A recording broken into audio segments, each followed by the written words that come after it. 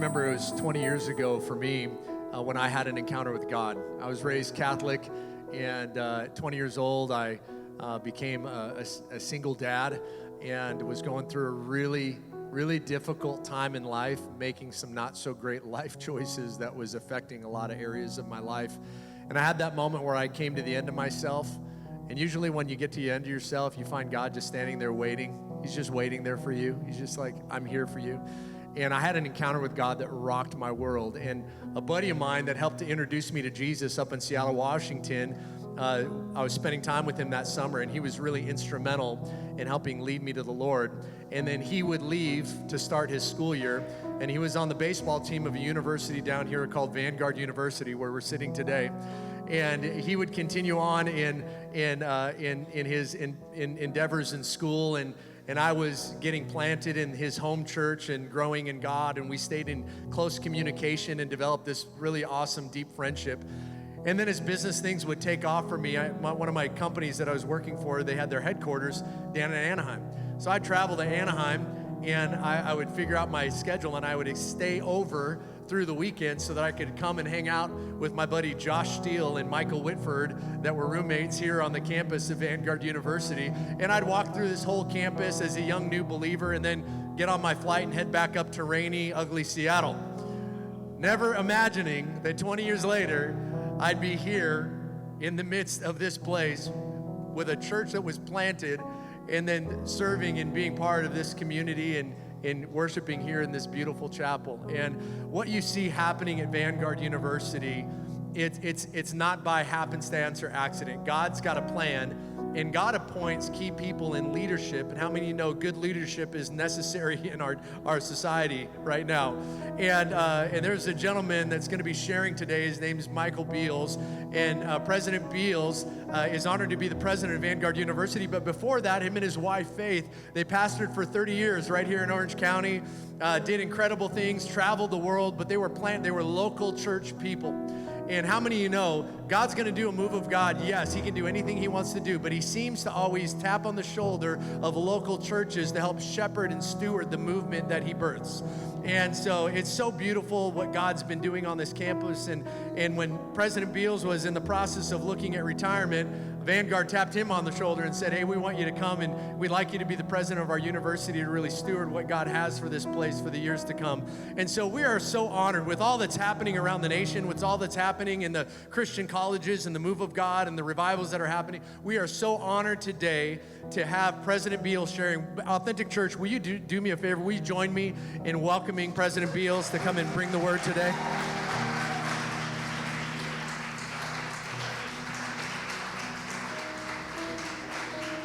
Wow, thank you. That may be the first standing O before I spoke, so this is good, which is good because after I speak, people rarely do that. So I have honestly, pastors, I could fill the time just talking about what I've experienced just now, and what the Lord was speaking to me during the time of worship and communion and time in His presence. I think it's important. I'm not going to do that. I have a message for you, but I do want to share a couple of things. One of the losses of moving out of church ministry and becoming a president, and it sounds kind of funny. We have a home church because it was 3 years between when the Lord led us out. He gave us kind of an Abrahamic call. Because I was in the Heath building right here, had a wonderful, lovely office. The Lord had called me when I left Vanguard and graduated in 1981. It took a couple of years. I was church ministry, thought we were heading into missions. And then the Lord spoke through my wife, and He just made it plain. This is really, and she didn't say, no, I'm not going to do it. She just gave a clarifying word to me, and she has over the years. And we've been married for 43 years. We married between my sophomore and junior year here at Vanguard.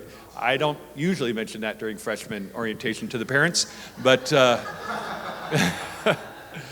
there's a clarifying word, and so a season of seeking the Lord, and I knew it was going to be the church and the academy, church and the university. And so I started teaching here at Vanguard in the late 80s and everything. But when I left, the Lord asked me, like as in an Abrahamic mandate, called, if you will, I want you to sacrifice something that's very precious to you. And I resigned all that comes with tenure, all that comes with that, all the safety nets and all the different things, the joy of my students and everything else, to go to a land that he would show me. Who knew that it would be this elliptical orbit that would bring me back?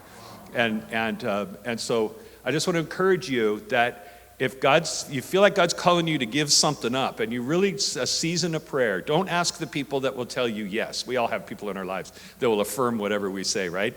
Go to the people that you're really uncomfortable going to, because they won't just affirm what you say. They're going to ask you hard questions. They're going to do it.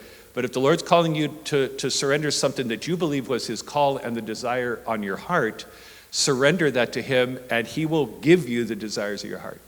Psalm 37, trust in the Lord and do good. Dwell in the land and cultivate faithfulness. Delight yourself in the Lord, and he'll give you the desire of your heart. Put him first in everything, and those desire of your heart, whether it's a ministry or a baby.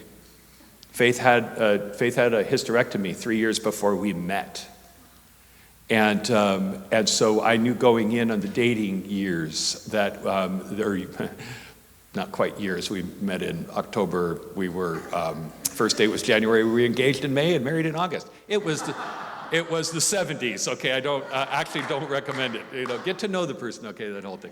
But kind of don't do as I do, right? And I just mean it really could have gone differently. But we've been married 43 years, so it's working out okay. The point is that. As you do that and as you surrender. And in worship like this, I bring that all the way back to, you're not going to hear that probably just walking down the road to Damascus. I mean, if you're going to hear God's voice, you got to get close enough to him to hear. All right? And in God's presence today, I heard the voice of the Lord. Now you got to be a person of the scripture to be able to tell whether it's God's voice.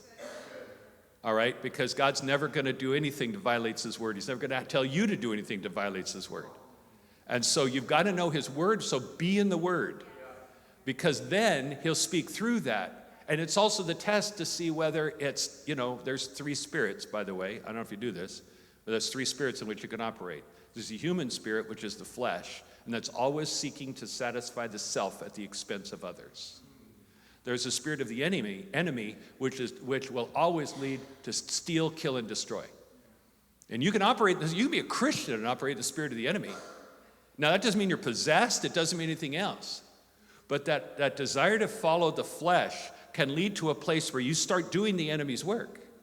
You're an unwitting dupe and so by using values that are antithetical to the scriptures, like 90 or 180 degrees from the scriptures, the enemy will use you to sow killing, stealing, and destruction. All right? But then there's the Spirit of God. The Spirit of God always seeks glory to God and the highest good of the people around you. Because that's what God's glory, the highest good. That's what he wants for us. He always wants my highest good. Sometimes my highest good takes me some places where I don't want to be. Causes brokenness of things and of places in my heart that I really thought were okay. But that's why we stay open. So as I often do, I say all that to say this. All right? I really do hope you treasure what you have. Because one thing you lose when you become a college president is a real church home. Because I'm in a lot of different places. We have a place that we landed when we left. When we left the local church in 2012. And the Lord said, it's time. I've got a place for you. I'm going to fulfill my plan for you. I'm not going to tell you how I'm going to do it. I want you to trust me. So we gave up the church that we led for 23 years down in South Orange County, and we felt adrift. We got to drive, drive to church together for the first time in almost 30 years, between the kids and the different things that were happening. But we settled in a church home that is still a home for us, but I'm in different places. And different places quite often on Sundays. I just want to encourage you to treasure what you have here. Because what I experienced this morning, and because I've been stalking you online, I'm sorry about that. What I experienced is that this is a place where the Word and the Spirit. It's a place of the Word and the Spirit. It feels like in a lot of places we go, you choose. You get the Word, and the Spirit is there, but you either get the pursuit of the Word at the expense of the Spirit, or the pursuit of the Spirit at the expense of the Word, and this church has both. So I really want you I hope you treasure your pastors. I hope you treasure your leaders and treasure the Spirit. It's like this room right here. This is Needham Chapel. I was here when we consecrated this place. But you don't have to live according to your consecration. This church brings about the reason why we built this. There are events in here. I've been in really difficult faculty meetings in this room right here. Why they choose this room, I don't know. But not everybody was smiling like you are, okay? And that's the whole thing. There's but it's been consecrated for just this, really for just this. And so the presence of the Lord is in this place. Which means one more thing. Asbury and the outpourings that are going on and what happened this last week at Vanguard and all that. I try never to say what God's up to, okay? Because he's always up to something different and more than whatever I think, right? Okay. But over time, you kind of watch and you see patterns develop. There seems to be themes in regional or larger outpourings. Like God, okay, what's God doing? And I think Macy, you said something a couple of times which I think are great. Because at Asbury, when you think of the Asbury outpouring, I don't know if they were dead, so I'm not sure if it's a revival, but they're calling it an outpouring, which is what I think it is. There are places, hold that thought for just a second, there are places around, and they come, it was this morning. Have you ever heard a thing called a thin place? Okay, a thin place actually comes from Christians who were more in Scotland and Ireland. They call it Celtic spirituality. And they describe something that you and I have all felt. You come into a place, you're with a group of people, you're gathered, and all of a sudden it's like the veil between heaven and earth is a little thinner. That's a thin place. Okay? There are also demonic thin places. Ever been to Sedona? Let's not talk about that. I don't know what it is, but okay, so never mind. So thin places. So where outpourings or revivals take place, I'm kind of convinced that what happens is the veil between heaven and earth thins out and God begins to do something. But it's not just to us, it's not up to us, but he reveals himself in particular ways. And so if you observe it and you watch, you can start to kind of sense, and over time, this Jesus Revolution movie that's out, okay? Like the Jesus movement. Big part of the Jesus movement was the veil thinned out at Calvary Chapel and a bunch of other places, around. The veil thinned out, and what happened? Hippies got saved. That was it. Hippies got saved. Yes, please. All right. I was involved in drugs and the occult. I didn't have a Christian as far as the eye could see in my family till after I left, kind of still even after that. But I left for college, and I was unsaved. All right. And I came home for a Christmas vacation, went to an Assemblies of God church, went to a Pentecostal worship service. The morning, they're teaching the word. It was so much good, like come alive.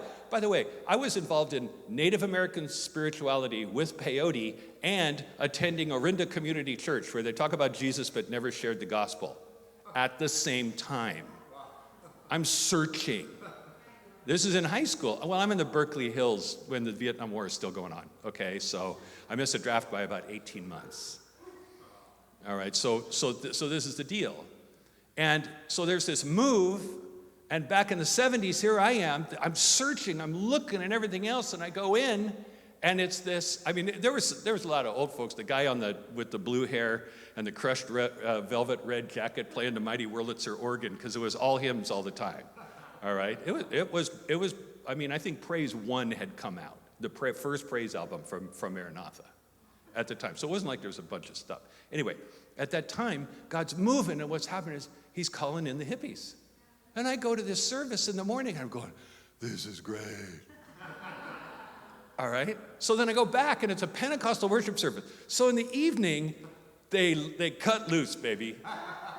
And they cut loose. It was tongues and interpretation and people prophesying and stuff. And all of a sudden, the red crushed velvet blue hair guy started playing real good. And some people got up, and half the congregation got up, started marching around the church. And I didn't know if it's like this Jericho march is what they called it.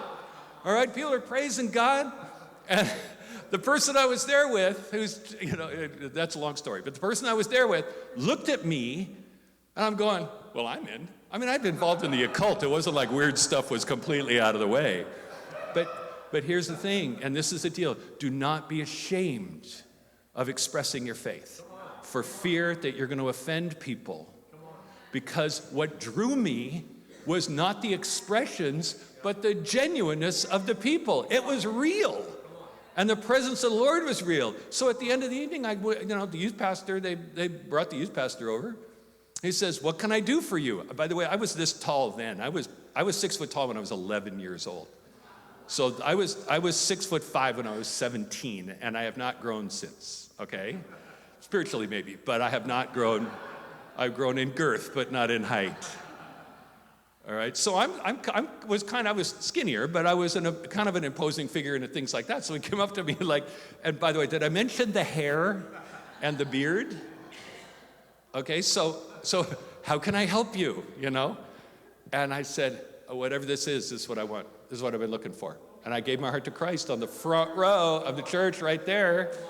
It's just amazing what the Lord does. So, and I never looked back. That doesn't mean I've never sinned. It doesn't mean that I didn't struggle. It doesn't mean that God didn't put me in a mortar with a pestle and grind me for years. Okay, because he not only was getting me out of the world, but he was getting the world out of me. I burned all of my vinyl.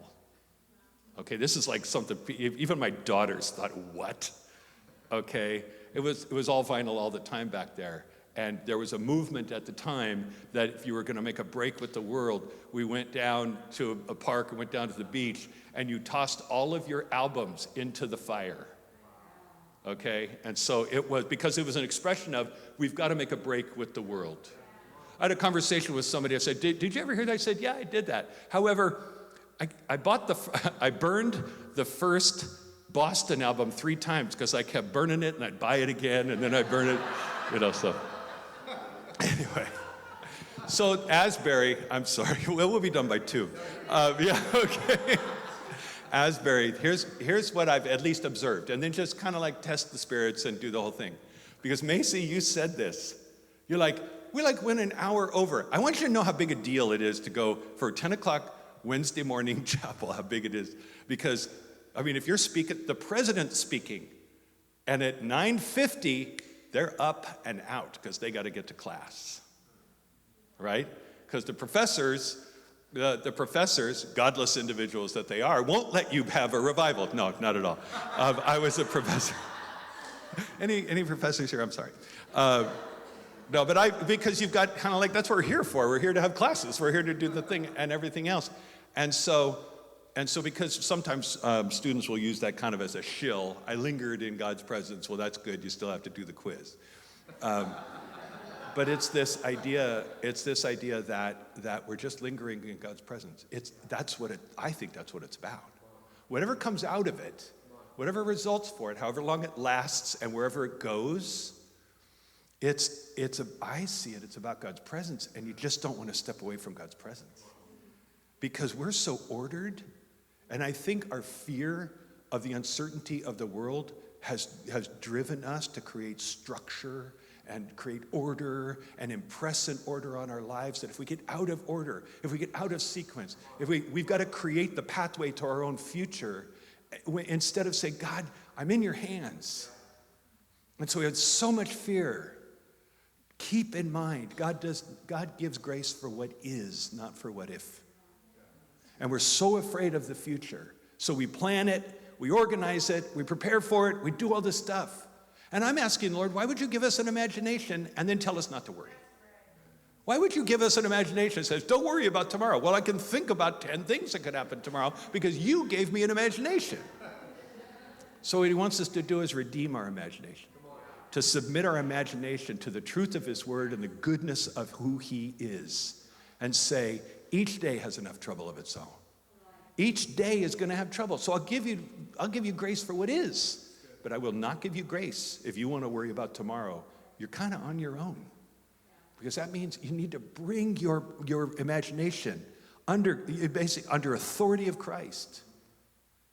And so I think Asbury, at least what I've observed so far, what the Lord is doing, because it's really, I mean, you're hearing stories of the Lord healing and doing any of those, but there have been healing revivals, and there have been all kinds of ways that the Lord works when he thins out the space in places, small and wide.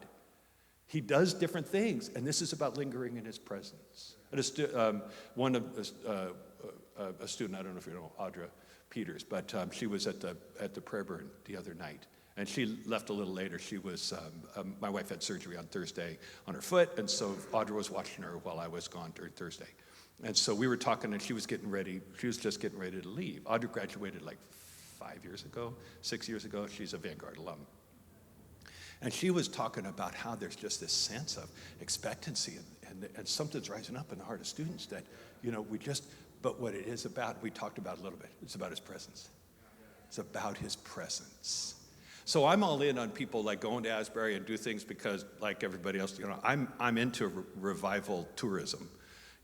I think that's cool. And because I want to experience what God has, right? And I want to do that. But let me just tell you, you can't have any more of God than you had in the service right here this morning.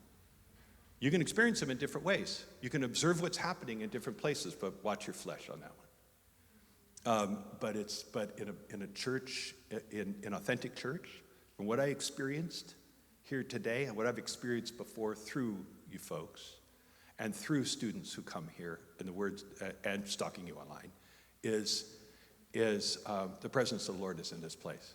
You'll be fine. You have the presence of the Lord released in your life, and you live in his presence, you're going to be just fine. Okay, I do have a message. But before that, part of the stalking online, and Pastor Jeff sent me a link to your foundations message and kind of what this year's about. And I listened and I watched it from start to finish. And it was so moved. In the old days, we would have called that a watch night service. Okay? A watch night service is a midnight service on New Year's Eve. Okay? And instead of watching the ball come down, you watch the glory come down, basically. And you prepare you have a potluck at 10 most of the time, and then you have a service at midnight.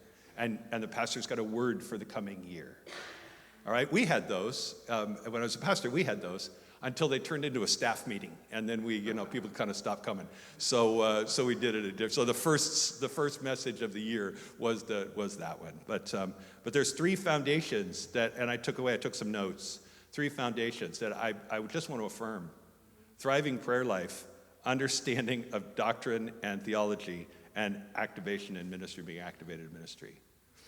Walk in those, because I believe that you two are really onto something with what God's saying, because these so resonated with my heart. It's not right because I think they're right, but I just went, yes. That this is a foundation for God wanting to do something for an unshakable faith. An unshakable faith. Because we'll shake, right? But there comes a point in your life where you go, it doesn't matter what happens. Like, where am I going to go? It's not like I don't believe in you anymore. But maybe you're different than I thought you were. I was a pastor for a long time. We raised our daughters on the front row. My oldest daughter is serving the Lord. My youngest daughter had some experiences in life, made some choices in life. We're still very close, but she's not walking with the Lord and really hasn't since she was 15. And some of her choice, she's 32 now. Some of the choices that she made led to experiences that she had that I said, God, I stopped asking, I couldn't see the Lord in it. I stopped asking God, where are you? Have you ever come to that place where you, Lord, where are you? Have you ever come to the place where you start saying, God, who are you? Okay? It's not like I don't believe in you, but I think I may have misunderstood a couple of things because I'm a pastor. I gave my heart to you as an adult. I knew what I was doing. Like my conversion and my crisis of faith were the same thing. Because you can have our daughters accepted the Lord when they were very young. I know my younger daughter will return to the Lord. I have every confidence that she will. But here's the deal. Their conversion when they were very young needed to lead to a crisis of faith where it wasn't my faith, it wasn't Faith's faith, that's my wife. It was that they had this crisis of faith. For me, as an 18-year-old coming to the Lord, my conversion and my crisis of faith were the same event.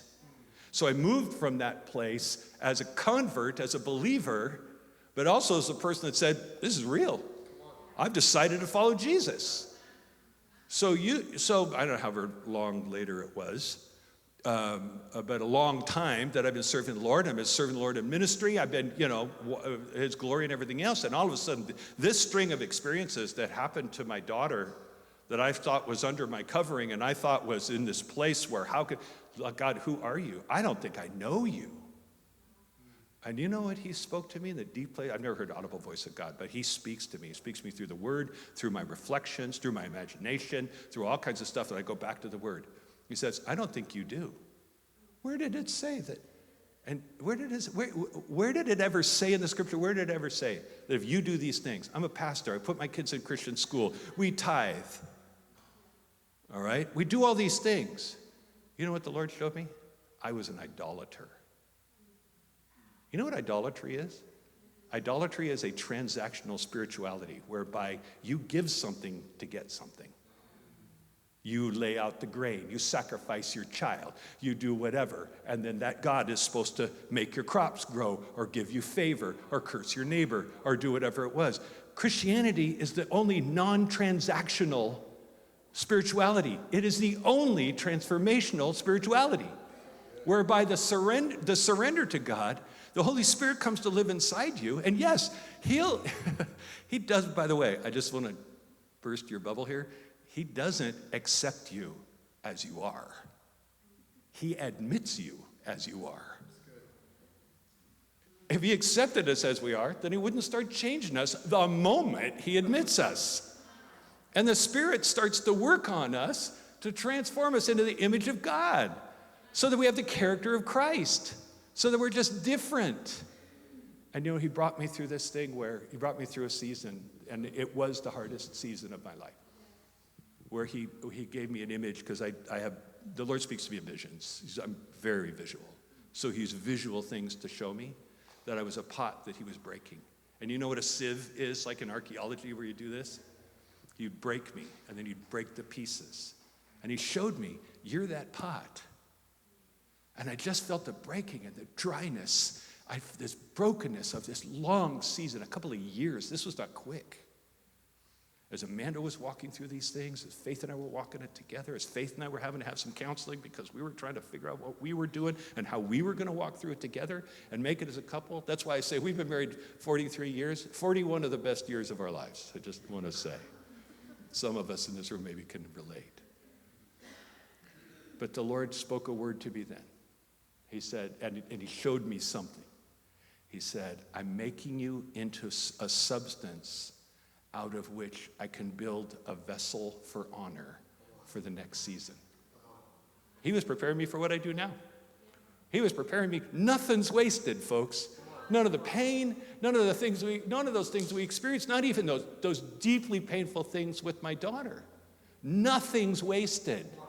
And then all of a sudden, the water came, and he put me on the wheel, and he started reshaping me, and it was like, but the water came. It was so powerful, folks. The Lord's doing that.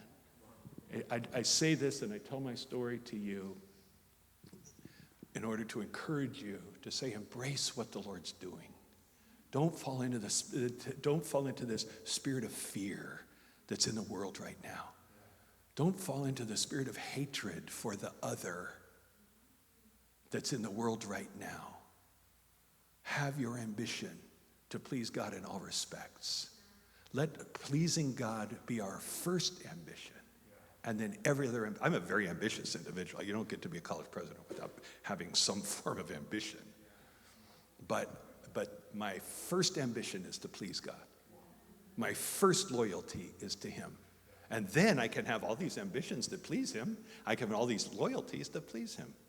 Okay, foundations of unshakable trust. I really love this idea of an unshakable faith. So here's the deal. my knowledge of God was shaken. My faith wasn't shaken. It wasn't like, well, I'm like, who are you? But it's not you're not real.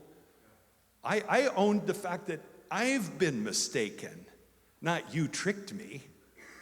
That was a big difference. So foundations of unshakable faith. Luke 2:41 to 52. Now his parents went to Jerusalem every year, his being Jesus. Now his parents went to Jerusalem every year at the feast of the Passover. And when he became 12, they went up there according to the custom of the feast. And as they were returning, after spending the full number of days, the boy Jesus stayed behind in Jerusalem. But his parents were unaware of it, but supposed him to be in the caravan, and went a day's journey. And they began looking for him and among their relatives and acquaintances. By the way, I just think this is really fun. Jesus is 12, so he gets to move about the cabin. You got a caravan, and you got a lot of family there, and you don't notice them. I'm one of 3 children. We had 2. It's hard to lose them. I have friends. My daughter has 4 children. You're starting to get, you're 2 on 1. You're 1 on 1. Yeah, then with 3 children, I guess you go to zone defense. And then with 4 children, it's like 2 on 2. You're just totally outnumbered, right? But I know some people that have 6 children that really did leave a child at a restaurant one time. I thought you had them. But they began to look for him and their acquaintances. We've forgotten something, haven't we? What have we forgotten? And when they didn't find him, can you imagine that moment, like Home Alone? Jesus! Oh my gosh, we left Jesus behind. Right? When they did not find him, they returned to Jerusalem looking for him. Then after 3 days, they found him in the temple, sitting in the midst of the teachers, both listening to them and asking them questions. And all who heard him were amazed at his understanding and his answers. When they saw him, they were astonished. And his mother said to him, "Son, why have you treated us in this way?" By the way, dads do this too, but this is a total mom thing. My mom used to do it. Faith did it. My daughter, Sarah, does it. And that's the whole thing. If they've lost a child, if something's happened, if something's going on, and the kids are out of the profile, and then they come back, the first thing is they're mad at you, and then they hug you, right? Where have you been? Oh my gosh, I've been so worried. All right, Mary is a good mom. Okay, son, why have you treated us this way? Behold, your father and I have been anxiously looking for you. Okay, and there's a degree to, what she's saying is actually true. It's kind of your job to let us know, oh, by the way, I'm heading for the temple. Okay, and he said to them, why is it that you were looking for me? I'm going to say that I don't think the Son of God was a smart aleck. All right, I don't think he was being a smarty there. I don't think it would say, why are you looking for it? I think it's why did it take you 3 days? Why did it take you 3 days? Pause. Where would he be? Okay, Mary, you're treasuring some things in your heart, it says. Angels visiting you. There's that whole immaculate conception thing. All right. There's the shepherds. There's the magi. Okay. There's all these things going on. By the way, Jesus, I kind of hold with those theologians and Bible teachers that believe that Jesus didn't have instant self-awareness of who he was as God when he was 6 months old. That because he's fully God, but because he's fully human, he had an emerging, growing self-understanding of his deity and a self-awareness of his deity. So by the time he's 12 years old, and at basically at the time of his bar mitzvah, the time to become a son of the law, he's aware now, and probably still until until his ministry starts. But by the time he's 12, he knows who he is. He knows that he's got this literally supernatural, divine understanding of the scriptures. That's what these folks are experiencing as well. Why is it that you were looking for me? Did you not know that I had to be in my Father's house? So it's kind of like Mary, okay, why did it take 3 days? Not, why would you even look for me? It is a little smarty. That's I'm sure in Greek or in Aramaic that Jesus would have spoke. It was like, anyway, another smart aleck comment. But they did not understand the statement which he had made to them, and went down with them and came to Nazareth, and he continued in subjection to them. Now, which statement? Why is it that you were looking for me, or did you not know that I had to be in my Father's house? Okay, because you can focus on the one and get so focused on that response. Why were you looking for me? That they can miss my Father's house. They didn't understand. That's the part that they didn't understand. That he referred to the temple as my Father's house. When your dad's, Joseph's right here. So he went down with them, and he came to Nazareth, and he continued in subjection to them. And his mother treasured all these things in her heart. And Jesus kept increasing in wisdom and stature and in favor with God and men. So it said, and he continued in subjection to them. Huh. Yeah, I mean, he didn't leave with them in the caravan. He didn't just leave the caravan and walk back. He just didn't go with them. But he continued in subjection to them. Subjection. Wives, be subject to your husbands. All right, I know it's dangerous territory. It's an ordering of relationship for a period of time, or the structure of the relationship itself. But let me tell you, Jesus was not less than his parents. Jesus was not a doormat for his parents. Jesus was not inferior to his parents. That's what we lose when we relationally, we kind of focus, and it's, by the way, the same word, the same concept. It's the willingness to take a second chair, even though you have a first chair anointing. Okay? It's a willingness to lead from the second chair. He continued in subjection to them. Exodus 20, verse 12 says, honor your father and your mother, that your days may be prolonged in the land which the Lord God gives you. Honor takes different forms as a child and as an adult. Okay? As a child and as an adult. And if we can go to the next slide. As children, we live in dependence for our needs. We have to live in dependence. Okay, when I was a pastor, one thing I used to love doing was baby dedications. Okay, baby dedications, especially when they were like the younger the better, the floppier the better, And some pastors don't like to hold the child. I really like holding the child. I've been barfed on. I've been, there are other, all orifices, I mean, it's really very fun. That was gross. Okay, this is church. But I love the babies, and the parents are on their side. I'm trying to no, this is great. This child's got life. This is really fun. But it's also because there's something about blessing the child in your arms. Okay. Now, and some parents, they weren't comfortable with it, so that's totally fine. Wasn't a requirement. But that child is complete. If you don't feed that child, the child's going to die. Now, as children get older, they could forage for themselves in that way, but they're still really dependent for their needs. The transitional, in our culture, the transitional teenage years, okay? And by the way, we have 4 grandchildren. Somebody said this to me a long time ago. I'm living it out now. Grandchildren are the number one reason not to kill your teenage children. Don't do it. I see some nodding heads, okay? When you're thinking about killing your teenage kids, don't do it, because very likely one day they'll give you grandchildren. It's worth it. Okay. But we live in dependence for our needs. And also, we live in deference to parental authority. That's what Jesus did. He went there. He's explaining the law to the Pharisees and the Sadducees. He's like sitting there explaining what the scriptures are about. And he is, in fact, and Mary knows this, though she doesn't understand it fully, he's God. Or at least at this point, he has this very special relationship with God. Because theologically, she probably wouldn't have had a framework for him being God yet. In fact, it took the church 300 or 400 years to really come to grips with, yep, this is it, and this is the official place, Council of Chalcedon. So fully God and fully man. I used that words earlier. So she probably wouldn't have been thinking that, but she knew this is God's anointed, this is the Messiah, all these different words that have been spoken over him. So he is subjecting himself, deferring to their authority. But here's the deal. As adults, here's what God intends. God intends that we transfer to him dependence for our needs and deference to his authority. You see, as children, we've got to, as children, we have to rely on our parents. We can't get a job. We can't do whatever, even as we're getting older.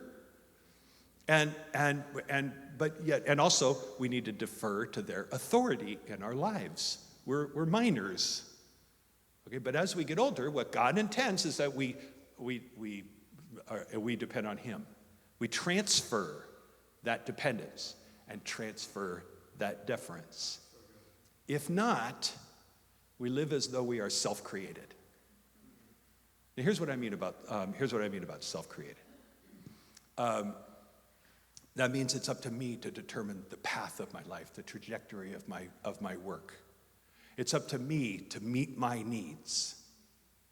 Okay? God, I came from a working class family. All right? And my dad, he actually didn't have his first dollar, all right, because he spent it on a frame for the second one. So that was the thing. My father was very frugal, very good with money that way. So he maximized everything he made as a union electrician for 45 years. So I was raised in a blue-collar environment. I was also raised in a secular environment, a non-Christian environment. I mentioned, not a Christian as far as the eye could see. So when I leave notwithstanding drugs and the occult, and I'd really stopped doing drugs in my senior year in high school because it was just a loser. By the way, I'd started doing drugs because the rich, nice kids wouldn't have me because I was in a working class family. I didn't want to do drugs. It was the buy-in for a friend group. And when the friend group, when the nice kids wouldn't take me, the non-druggies wouldn't take me, I needed to be a part of something with some people. So I never put anything in my arm. I didn't do it, but I did drugs more than just weed, and I hated it. So finally, by the time I was a senior, I'd stopped doing that. The religious thing I was still pursuing. But I got into San Diego State in a biology program, pre-med student. Since 5 years old, I just wanted to be a physician. Okay, just wanted to be a doctor. I'm a doctor now. I'm Dr. Mike Beals, but I'm just not the kind that helps people. Okay, so I go to San Diego State, and I come home for Christmas, and I get saved, and my parents are freaking out. I get baptized the next week. And my parents are like, what? And I remember my mom saying, you don't have to do this. You were baptized in the Methodist church when you were, when you were 4 years old. And I actually remember the experience. They poured, not dunked, which is probably, Macy, if you're going to baptize in 1 foot of water, there's a lot of pouring, and that. But that's cool, okay, because that's it. All right, and then I get baptized in the Spirit that same weekend. Now my parents are just like, we're going to get you deprogrammed. What is going on with you? So I leave back to go to San Diego, and I go to a fabulous church. Okay, it was the 70s, and there's a couple of churches, several churches in San Diego where the college group was just happening. And I was in one of them, and I was getting discipled and everything. I got called into ministry. So I went home and said, I'm going into ministry. And I ended up at Vanguard 7 months later. My parents finally, like their brains exploded. And my dad said, I'm not paying for that. Well, there's 2 reasons that he's not paying for it. 16 units at San Diego State in 1976 was $94. Okay? And it was $600 a semester here, which was a lot of money when minimum wage was $2. Okay? I know, right? We're rolling back. So my parents said, no, I'm not going to do that. And so from that time on, I showed up with like $400 to Vanguard, and it was $1,200 for the year for tuition. And I didn't have a job, and minimum wage was like $2 or $2.50. And a person named Betty Price, the Price Room over here, okay, Betty Price, Art and Betty Price were the two. There was a house on campus over where Balboa is right now, and they lived there. And she was a bookkeeper, and President Wayne Crace, who's the president at the time. And I feel like all of her going, is this enough? But I knew God had called me to come to Vanguard. I knew he was going to provide for me. And I didn't let the ridiculous, and yes, you could work through school, but I set a pattern of life of trusting God to meet my needs that carries me through now. That allowed me, when God called us to leave the church, It was not the first time that and I became a dean here. I took an enormous cut in pay. I worked in the early 80s in between a church, but I was a student here for the first graduate cohort, and I left the church there. And it wasn't that I was making very much money, but I was making a lot less here at the place where I was working to go. But I followed the Lord. While I was at the bank that I was working at, I got a couple of promotions. All of a sudden, I was making more money than I'd ever thought I'd make in my life. I paid off my student loans. We did all this kind of fun stuff. We did a trip to Maui. It was just fabulous. And you know what the Lord did? He spoke to Faith and me within a week of each other. I forget who was first, but we didn't tell the other until we both sat on a Sunday. We said, I think the Lord's calling you to leave that and go back into ministry. I took a 60% cut in base pay, not just with no bonuses, to go back into church ministry. And the reason I did that is I'm going to follow God and I'm going to trust him to meet my needs. And it's clear that I've never missed a meal. He provides. He'll make a way. But we either transfer a dependence on God for our needs from our parents, and we transfer deference to his authority. That's why learn the scriptures and have godly people that will feed into your life and affirm what you think God's saying to you, and then with courage, step out and follow him. And it'll take you into some things that people will think you are nuts. Like, why would you do that? I know the Lord's in this, and we're going to be following him, and then trust him when it's hard. Because it's like a cross-country race. Walking with Jesus is not like a sprint. And by a sprint, I mean where the whole race is contained within the stadium and you hear the cheering.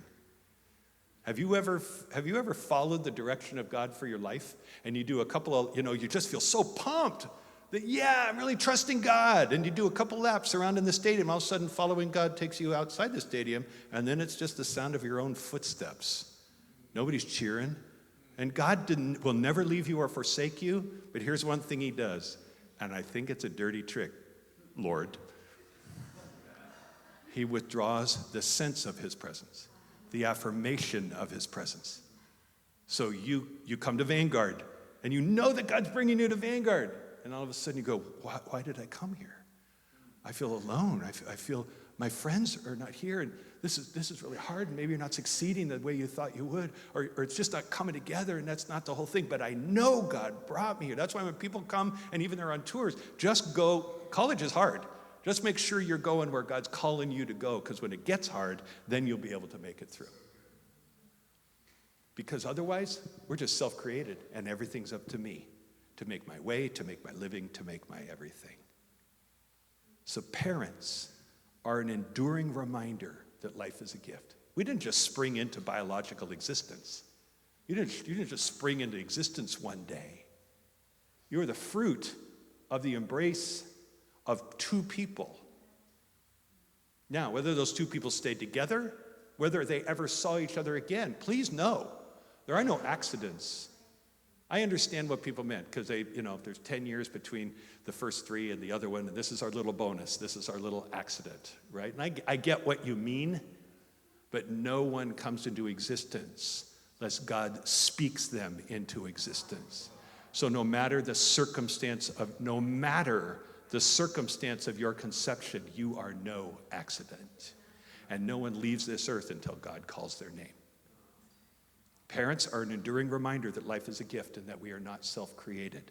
So honoring them for the gift points us to the giver. So this, and then I'll head for the barn.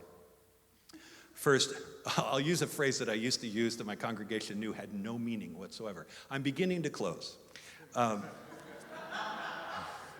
First commandment with a promise. Paul said in Ephesians chapter 6, verse 2, that your days may be prolonged in the land which the Lord give you. Well, here's the thing about prolonged. That doesn't mean necessarily you're going to live a long time. That means the quality of God's presence and the quality of your life in whatever time you have will be exceptional. Here's a brief biblical history of time. Chronos is a length of time, chronometer. All right? Kairos is the fullness of time. That's why you can do a timeline of a person's life who really didn't experience very much, maybe didn't accomplish very much, didn't serve the Lord, didn't do a whole lot of things, and that timeline might be like this. They may have lived 90 years, but their timeline's really about this big. And you can have a person, I mean, I've known people that have passed into God's presence in their 30s, and their timeline's like this because they lived every day for Jesus.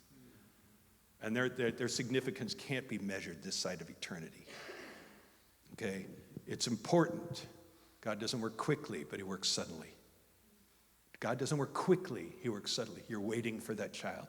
You're waiting for that change. You're waiting for that call to be fulfilled. You're waiting for that healing to take place, and it just takes so long.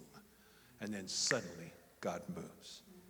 So following Jesus with the unshakable trust calls for fearless dependence on God for my needs and selfless deference to his authority in my life. And I believe if we'll do that, and I believe you're in a church where this is a brine of God's presence that will marinate you and prepare you every time you're here to do just what we're talking about.